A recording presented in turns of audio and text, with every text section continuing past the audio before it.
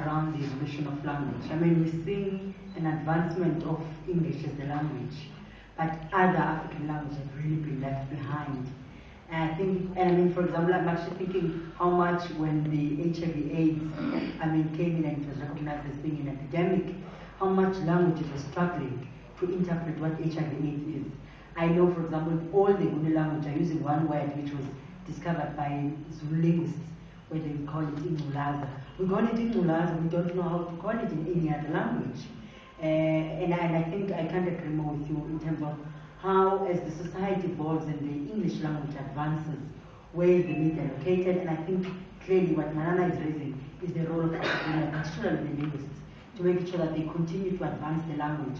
Because in that way, you are going to be able to convert what is happening in the both international and national policy discourse and interpret it in a way, in a language that people are quite familiar with and so forth. And currently, I think it's a huge struggle.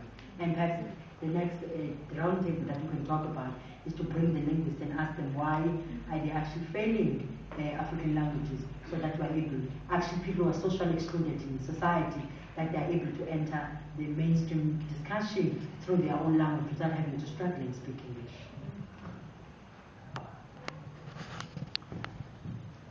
I think we have made the decision to try and create material available in indigenous languages that demystifies things, and we're struggling with this issue.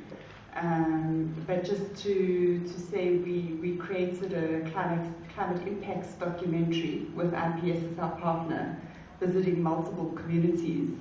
And what was interesting for me, once again, in terms of playing catch up with English, but also to value the descriptions. Some of the descriptions in that documentary were incredibly powerful. A Zulu speaker from KwaZulu-Natal named climate change dirty skies, which I found just an incredibly visual, demystifying concept. So I think in that debate, just being able to draw on the language and descriptors that exist will be very powerful. But at Greenpeace, we are looking, you asked in concrete terms what can be done, aside from the linguistic issue. We also wanted to look at making programs and content available in a much better way than we have done before. But for me, the main place that one can really use it at a community media level is to make the links. The links between the fact that rain patterns have changed.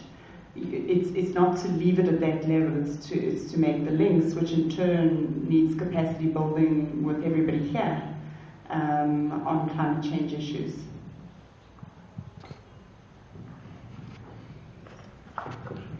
It's so funny because we had a workshop in Uganda with reporters from Mali, Uganda and Zambia on climate change, and we realized that there were just no words in any of the local languages for climate change. There was weather and variations of weather, but there was nothing about climate change.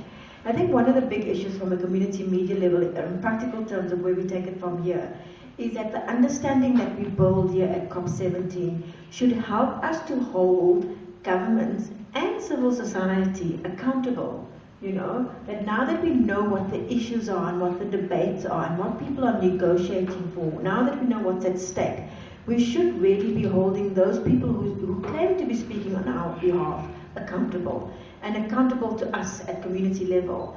And then to translate what's happening here down to impact at local level.